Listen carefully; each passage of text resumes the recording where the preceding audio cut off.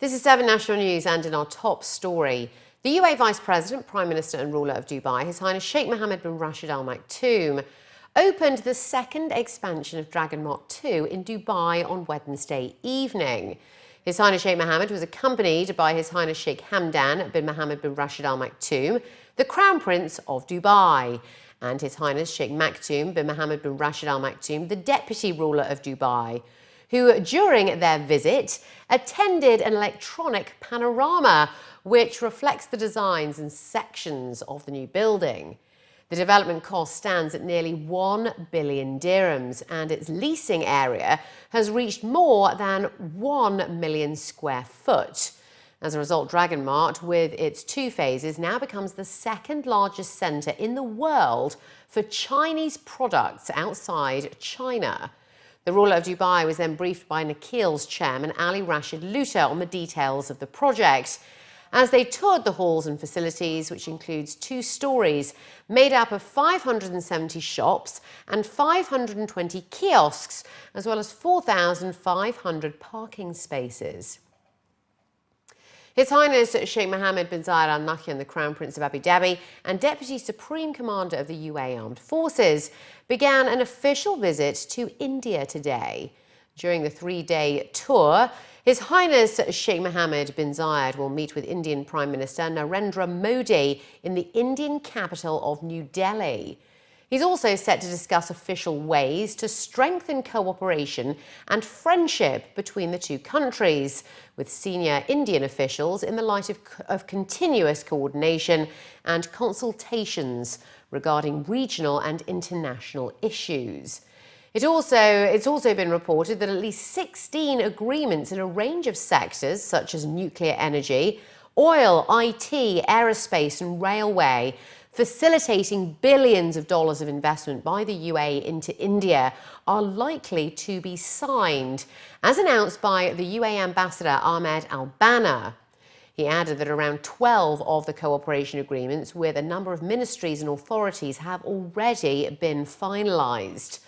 The trip comes 6 months after Indian Prime Minister Narendra Modi came here to the UAE on his official visit.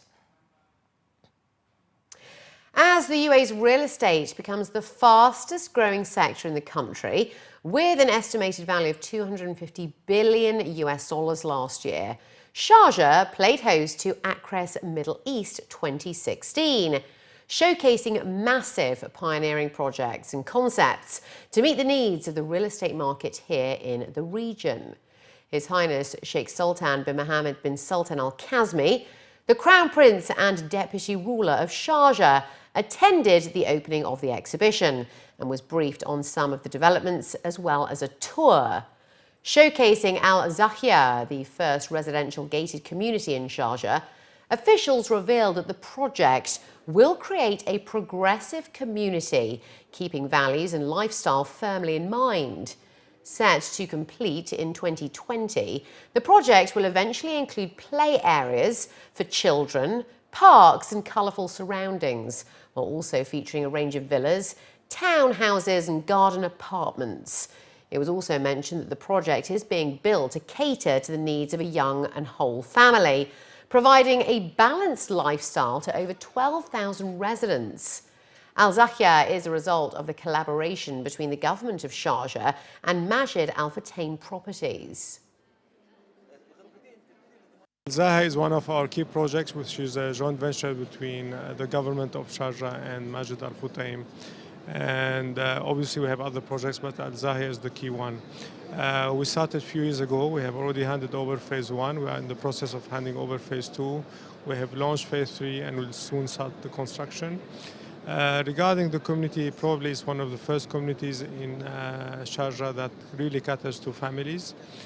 We have special parks for the children, we have special parks for teenagers, and being very close to the American University of Sharjah and the Dubai airport, we think it's a perfect location for families that want to establish themselves in Sharjah. We believe that area will notice a big boom in real estate once we establish our other assets. Well, we are very happy in Sharjah Investment and Development Authority to see such an exhibition happening in Sharjah. It's not only an exhibition, but it's also a forum, as you have stated. It's an important forum that talks about huge developments that are coming up in Sharjah in different sectors, whether it's in housing or industrial or commercial sector. Sharjah has a lot to offer. Sharjah has a great potential to develop. Sharjah has a great, unique infrastructure when it comes to industrial developments.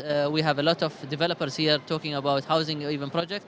Today, with the new regulations, new laws in Sharjah, Sharjah is very much open to the locals, to the Emiratis, to the non-Emiratis. You have different sort of schemes where investors from wherever they are, they can come and own in Sharjah, which gives a great push to the real estate sector in Sharjah. Organisers highlighted that the real estate sector has recently witnessed an unrivaled upswing of properties and architecture, especially with massive foreign investment flows into the region. Participating in the exhibition and conference is also Taklim, the Sharjah International Commercial Arbitration Centre, to integrate the concept of arbitration in the local business culture and to promote cooperation with government and private agencies. The three-day exhibition and conference organised at the Expo Centre in Sharjah is also offering visitors an opportunity to attend a range of panel discussions and sessions on the real estate market in the region. Actually, we're participating at this time in this exhibition, which is for the investment and the real estate developers. It's just to integrate and network with them, and we just want to know what is missing and what is leaking from the market and the economy in general, and especially in Sharjah. Nowadays and recently there were like new laws and new decisions from the government concerning the long-term leasing agreements. And they reverted it all to Sharjah International Commercial Arbitration Center, which is Tahkim, which we are in now. We are happy to be here. We need to know their problems and find some solutions to it. The government is here to support the economy. We want a healthy economy. We want foreigners to have to base their businesses and investments here. It's a win-win situation at the end. And what we're looking after is sustainability and stability in the real estate especially, and in investments in Sharjah in general. Dubai will launch 1,000 new data gathering projects over the next 3 years to help boost the Internet of Things and help improve internet infrastructure and services to residents. Ahmad bin Bayat, the chairman of the Emirates integrated telecommunications company DO, made the announcement on the second day of the World Government Summit here in Dubai.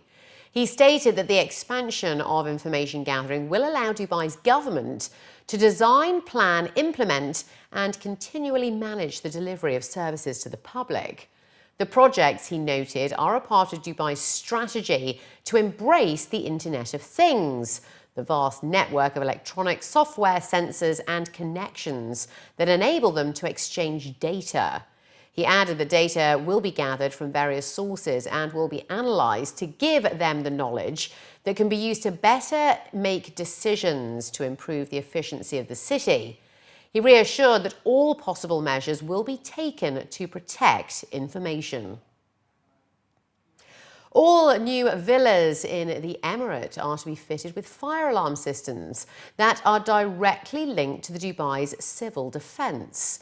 The move was announced by Jamal Ibrahim, the department's director of preventative safety, who was quoted in a local daily stating that they will be similar to the installation of fire alarm systems at 52,000 commercial buildings 5 years ago. And all villas will be required to have a single fire alarm button linked to the civil defence control room. The details of the villas, such as the number of residents, the address and floor plans, must also be pre-submitted to the civil defence, so that when fire engines are dispatched, all details are in the system for a quick response. Last year, 500 villas had the fire alarm system installed, and the authorities are now raising awareness throughout developers and building consultants for the new buildings. The installation fee for the system is around 2,000 dirhams, and the annual fee for a round-the-clock service is set at 500 dirhams. Dubai has been identified as a leading emerging educational destination after significant new research on the potential of the higher education sector, with student enrollments to reach between 146,000 and 245,000 by 2025. The findings were revealed by the Global Student Accommodation Group, and one of the senior executives was quoted in the report saying that these statistics are underpinned by the unprecedented change that we're currently witnessing in the global higher education sector, which presents considerable growth opportunities for Dubai and the UAE. The research, conducted with over 2,000 stakeholders, suggests that Dubai has cemented its position as a study destination off the back of a number of key drivers, including cultural diversity, overall affordability of programme tuition, as well as the city's centralised location for travel and tourism. This month, the GSA opened the first off-campus dedicated student accommodation facility in Dubai, which experts believe will be an excellent boost for the higher education sector in the Emirate. Officials added that if our forecasts are realised, we believe that Dubai needs to at least double its current capacity, which can be achieved by expanding the existing institutions, as well as attracting new market entrants offering a wider variety of subjects in the Emirate. As a part of Dragon Mart's Phase 2 opening that we saw earlier, a renowned Chinese medicine brand opened the doors of its second location. Beijing's Ton Ren Tang's clinic, which is originally situated at Dubai Healthcare City, opened up another branch in the second largest centre in the world for Chinese products. The brand was the supplier of medicine to the imperial families in the Qing dynasty, serving the likes of emperors. And they're now here serving the UAE market using unique recipes. According to senior representatives, the clinic uses herbs that are certified by the World Health Organization, along with century-old formulas for a number of diseases. They added that Chinese medicine has proved to be hugely valuable in the treatment of colds, joint pain, infertility issues and skin diseases, and even in rehabilitation following a stroke. We had chosen Dragon Mart new complex as our second Dongren Town branch in the Middle East. We are very proud to have another source, another window to explore traditional Chinese medicine and let most of people in Dubai and UAE to serve, to benefit all this traditional Chinese pride. Our facility are styled on original Dongren Town company in Beijing, which was so many years ago served an imperial Qing dynasty, and still is today a pioneer of traditional Chinese medicine, using first-class herbs and using 100% nature. The time-tested traditional formula, all of which are certified by World Health Organization and manufacture of remedies and medications that have been approved and recognized by the UAE Ministry of Health, and the medical services are fully covered by most major insurance, international and locally. And finally, looking to other news now, the first Emirati artist to sign with a major record label, Universal Music, DJ Bliss, has released his first homegrown and self-produced album, Made in Dubai. This was launched at the Fridge, Al Circle Avenue, during the Fridge concert series. Years in the making, Bliss and local Emirati music producer Prince Q set out to create a first-of-its-kind compilation release titled Made in Dubai. This album, under Universal Music MENA, showcases the top UA talents to the world and includes a variety of genres to appeal to a wide spectrum of audiences. It's designed for radio play and features a multitude of songs. No Regrets is the lead single by Hamdan Al-Abri, and other artists on the album include local favourites Dia Hassan, female rapper Nwanya, Clarita de Quiroz, and Lebanese singer Sasha K. Yeah, a long mission. Yeah. It's, I'd say about 4 or 5 years in the making, actually. I set out to just record tracks with local artists, and I always wanted to put together an album that was going to feature everyone as a joint force to try and get this album sold in stores and get it played on the radio. You know, local artists struggle a lot to get their music on the radio, so I thought if we all got together, it could be a lot easier to do it, and that's how the idea came about. Dubai-based hip-hop collective SOS, also known as Secrecy Over Supremacy, combining N2, Mr. Brown, Freshman and T. Jones, opened the launch gig with a high-octane set. Followed by live performances from featured artists Dear Hassan and Sasha K, DJ Bliss performed an acoustic version of his recent single Shining, accompanied by his brother on guitar. The track features American rapper Mims and Kuwaiti artist Daffy under Universal MENA. It has peaked at #1 on the iTunes music charts in the UAE and to date has exceeded 1.2 million views on YouTube. Made in Dubai is available now on iTunes, Apple Music and on CD in stores next week.